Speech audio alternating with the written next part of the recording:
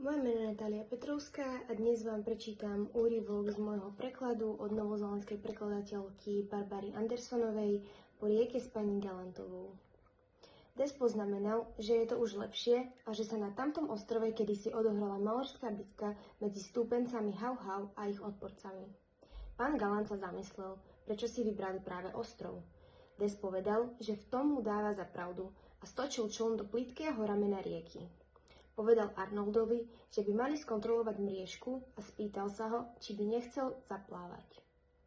Arnold povedal, že to nebude problém.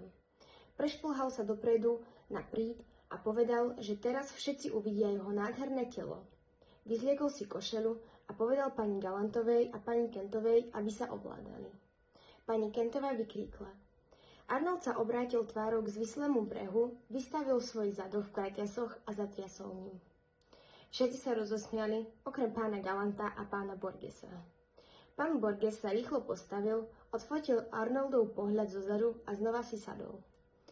Arnold skočil do vody a doplával k zadnej časti člna.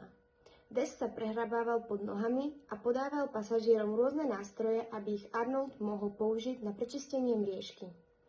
Mužskí pasažieri mu ich podávali ďalej s prísnou dôkladnosťou. Po chvíli Arnold povedal, že našiel 3 kamene v mriežke. Des povedal, že je to dobré, no Arnold dodal, že to neboli žiadne veľké potvory. Des odvetil, nevadí. Arnold podal vybavenie späť do člna zo strešnej pličiny, skočil hanipotom do hlbokej vody. Pán Kent povedal, vidíš? Arnold doplával k člne, s námahou sa vyšvihol hore. Pán Borges ho odfotil spredu. Pani Galantová poznamenala, že majú šťastie, že Arnold šiel s nimi. Pani Kentová povedala, že to môže pani Galantová pokojne zopakovať a spýtala sa, či pôjde čln lepšie teraz, keď Arnold odstránil kamene. Des povedal, že dúfa, že áno. Pán Galant sa zasmial. Počas cesty späť niekoľkokrát zastavili, aby sa čln ochladil, keďže sa mu veľmi nedarilo. Des musel niekedy urobiť niekoľko zákrút, kým nabral dosť rýchlosti, aby sa prehúpol cez breje. Des povedal, že za normálnych okolností, keď má v tejto fáze menej ako polovicu nádrže, môže s loďou hádzať, ako sa mu zachce, bez najmenšieho problému. Pán Galant poznamenal, že treba byť vďačný aj za malé milosti.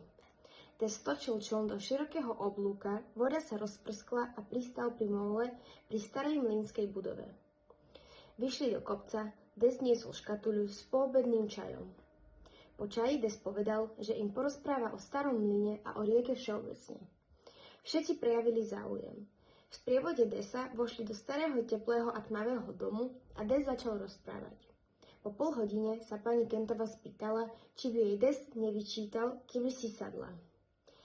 Des povedal, že hoci technicky vzaté možno ešte nebol čas na prestávku, prísne vzaté to nebolo žiadne párne plavidlo, takže to neprekáža.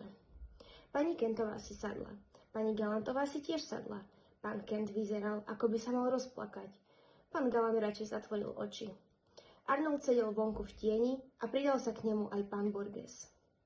Po 3/4 hodine Des povedal, že dúfa, že sa motor trochu ochladil a že by teda mohli vyraziť späť po rieke.